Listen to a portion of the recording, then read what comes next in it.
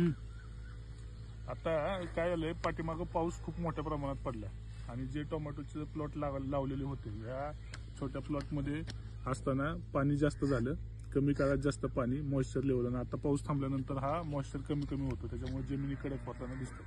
आणि दुसरं, जे झाडं योग्य वाढली होती परंतु ती झाडं काय झालं, पावसामुळे आणि वाऱ्यामुळे ही एकाच बाजूला कलंगलेली आहेत किंवा झुकलेली आहेत. आणि या दरम्यान सगळ्या खालच्या पानांवरती असे September leaf spot, early blight याचे सगळे आता स्पॉट दिसत आहेत. तर आता इथून पुढच्या नियोजनात काय करणं गरजेचं आहे?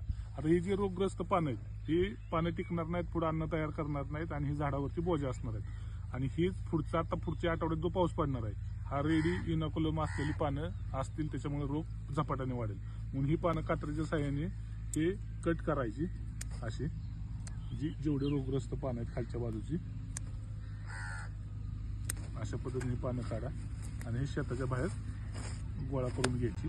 दुसरं काम करायचं, ही झाडं सगळी झुकलेली आहेत. आता मल्चिंग पेपरच्या आतमध्ये हात घालून तुम्ही अशा पद्धतीची माती गोळा करायची, जी मॉइश्चरयुक्त आहे, ओली आहे, तीच माती घ्या आणि ह्या खोडाला अशा पद्धतीने हाताने दाबून हे झाड सरळ करा. हे झाली 2 कामं. आणि तिसरं काम लागलीच करायचंय, याला पहिल्यांदा एक सुतळी लावून हे तारेच्या साह्याने असं झाड बांधून ठेवायचं, जेणेकरून हे स्ट्रेट राहील.